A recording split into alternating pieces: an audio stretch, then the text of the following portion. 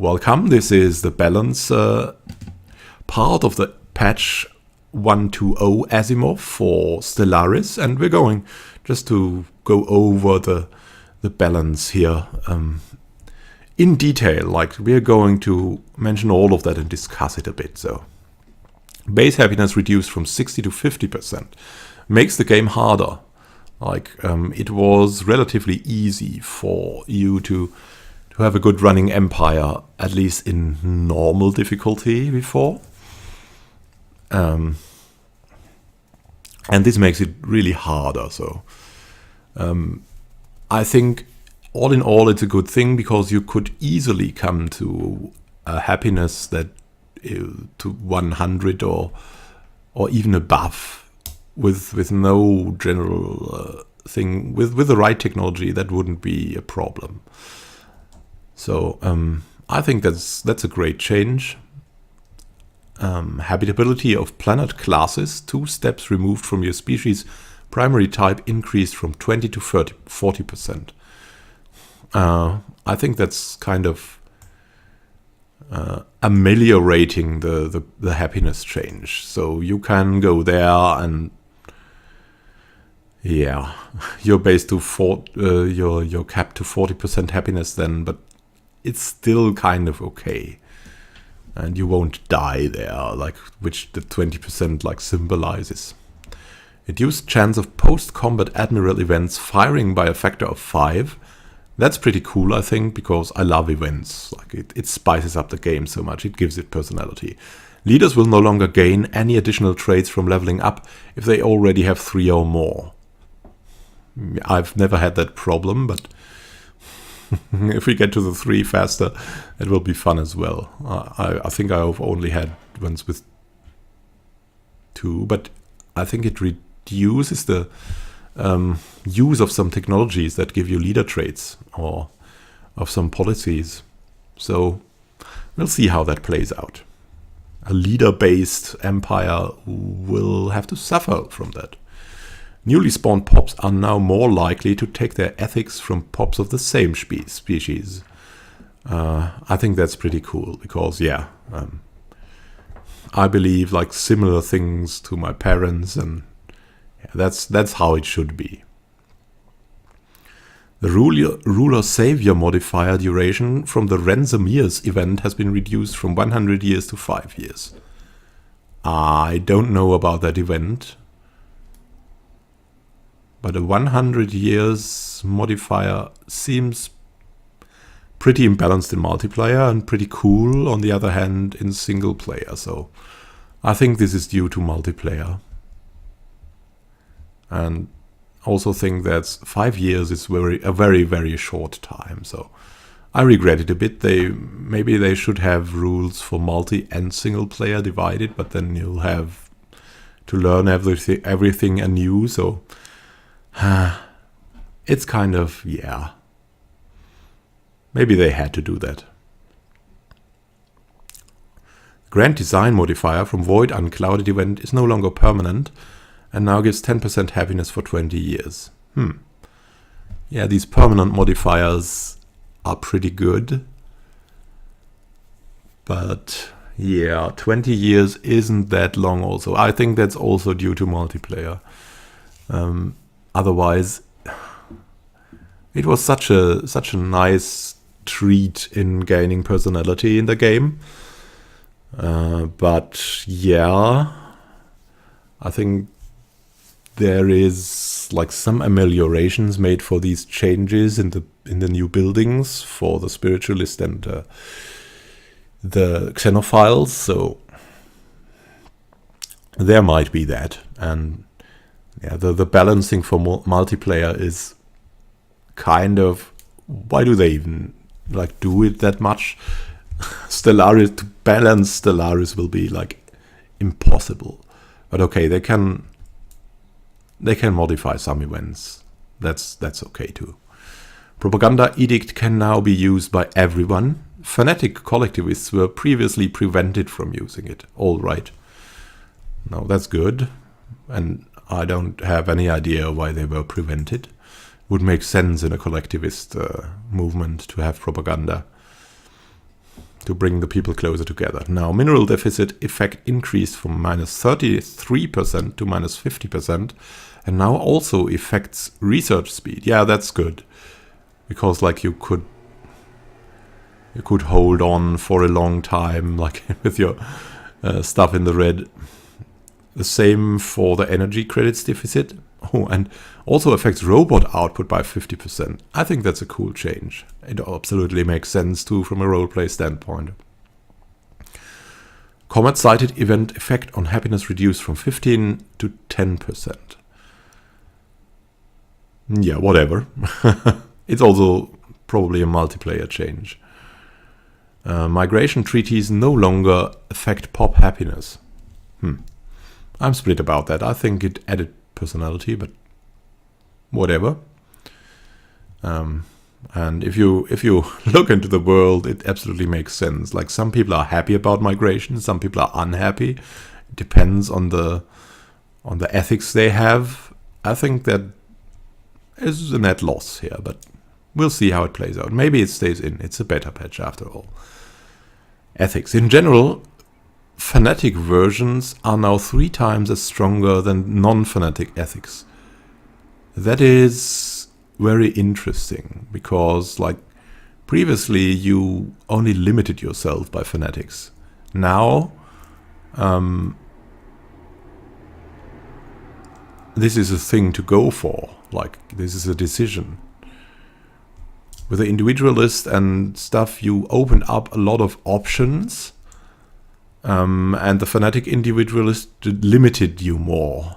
It added more bonus in numbers, but it limited you more in choices. So now you have a reward for your limiting in choices too. I think that's pretty cool. It will lead to much different species than before designed. So there's the church bells outside. It tells you where I live, probably. Or in what kind of neighborhood I am. So the fanatic individualist energy credits output reduced to 15%. And the individualist reduced to 5%. Now, the bonuses seem to decrease. Let's look at the others. Fanatic collectivist. Oh, the food requirement increased from -10 to -15. So they are better. So this is a general balancing then. Collectivist slavery tolerance reduced from 50% to 33%. So you cannot reach 100% with pure... you can reach 100% now, but only with fanatic collectivists. Yeah, that makes sense. Xenophobia reduced to 15%. It's the same as the individualist thing, just vice versa. Same with the xenophobes, like the rival influence gain increased to 75%. So that's really cool for militarists too. And xenophobes, very nice. Xenophobia reduced to 5%. But the alien slavery tolerance also reduced. Yeah, it makes sense to balance that out. And the rival influence gain is also very, very cool. So if you want to go for a really warlike xenophobe purifier, then there you go. That adds really spice in the role playing, and it sounds really fun. Fanatic xenophile. Xenophobia modifiers reduced slightly. Alliance influence cost effect removed. Max embassies removed. Okay, yeah, there's no embassies anymore. Diplomatic influence cost reduced by 75%. Rival influence gain is reduced by 75%. Yeah, that balances that out. Like, it's the vice versa thing. The same with the xenophiles, just 1/3 of it. Now it gets interesting, because is there a xenophobe militarist combination that makes sense? Let's see. Fanatic militarist army damage effect removed. And max rivalries increased by 3, ship damage increased by 10%, trust growth reduced by 60%. Wow, no. Militarist really combines well with xenophobes, so you can like shit on the other alien races there. You can say, yeah, what are you? You are nothing. We are all Militarist war happiness increased from 5% to 10%. Wow. Army damage effect removed? Yeah. The same. Rivalries increased by 1. Ship damage increased by 3%. Trust growth reduced by 20%. Now you have to see the militarist xenophobes coming. Maybe I'll have to start up another roleplay as some of the very cruel Cthulhu species. As a contrast to our peace lovers. Oh, not peace lovers, but xenophiles. Fanatic pacifist growth requirement effect removed. So it doesn't feel growth anymore. Strangely. War happiness reduced. Okay, so you don't have that much problems with war anymore. Peace happiness increased by 15%. Wow, now if you're pacifist or fanatic pacifist, you have really good happiness coming. Instead of spiritualist with a happiness. So pacifist is now the happiness thing. Max rivalry is reduced by 3. Cannot have rivals. As a fanatic pacifist, you cannot have rivals. Wow. That's really harsh, I have to say. You cannot even have one rival. So you'll have big problems in war. Trust growth increased. So you can have a lot of friends instead. That's cool. That's cool. So if you still want some reasonable war waged, if you need to, you can go for just pacifist. Yeah, trust growth increased by 25%, still strong. Rivalry is reduced by 1, not that hard. Army damage effect and growth requirement effect removed. Yeah, it doesn't cripple your army, so you're good in defense still. So that isn't a problem. But like, yeah, you won't be able to really wage war in a matter to gain influence. It will cost you if you wage war, if you want to wage war, not if you're attacked though. Now, fanatic spiritualists, their happiness effect is removed. It was the only thing they had, so there's that. And that is cool. Like the growth requirement reduced, I don't see like much sense in it, but I like that there are 2 modifiers in general. It makes it more like not, I want that, I go for spiritualist. The ethics divergence is reduced, which absolutely makes sense with spiritualist and also like with collectivist. Let's scroll back. Yeah, with collectivist it also makes sense. So if you want ethics divergence reduced, go for spiritualist and collectivist now. Should be pretty good. Really makes sense. But about the growth requirement, I'm not sure. Well, it's with a Catholic ethos, it would be straightforward, but with the other ethoses, I mean, there are spiritualists that like sexuality as well. So, or that, these would be spiritualists that like sexuality. But there are spiritualists that think sexuality is the devil and kind of that. So, it's a little bit split up here. It's a little bit a simple view, but it's cool that it's 2 modifiers now instead of just 1. So fanatic materialist, physics, society and engineering output increased from 10 to 15%. I think that's pretty cool because materialist wasn't that strong, really. It isn't that strong still, and fanatic materialist should really reap some rewards in because it is so easy to get research modifiers, plus that fanatic materialist really should be pretty good. So now it's time for intellectualist, materialist society researchers or something like that. Modifiers. Now to the modifiers. Youthful elite modifier effect on leader lifespan reduced from 25 to 10 years. There you go, immortal leaders. Youthful people modifier effect on happiness reduced from 5% to 3%. Natural beauty planet modifier effect on happiness reduced from 15 to 5%. Yeah, I think that natural beauty modifier was removed. Wasn't that up there? I don't know. We'll see about that. Components. Increase the engagement range of strike craft from 80 to 120, very good. That really helps. Strikecraft rebuild speed improved from 1 per month to 4 per month. All laser weapons have had their armor penetration reduced to 33% from 50, and plasma weapons have had their armor penetration reduced from 100 to 75%. Yeah, it makes sense that you cannot ignore the whole armor. It really makes sense. Most projectile weapons now deal plus 15% damage versus shields. That is cool as well. I think that's multiplayer balancing, mostly. Also here, the small red laser accuracy increased. Yeah, now instead of armor penetration, you gain more accuracy. Max damage reduced with the lasers, with the blue lasers, with the smaller lasers.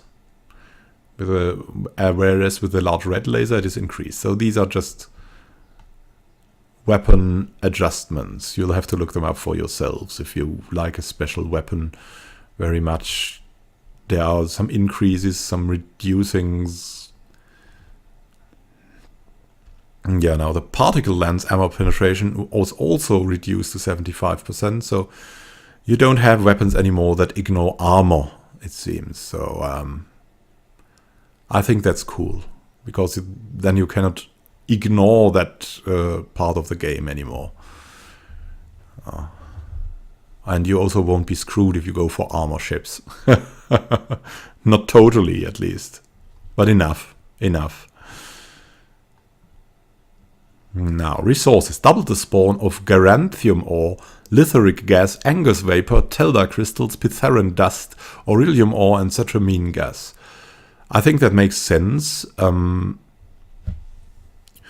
because there were really, for some, like I had fired up 1,000 star system, and it was really hard to find something like cetramine gas, even if I had like close to 100 planets in my realm.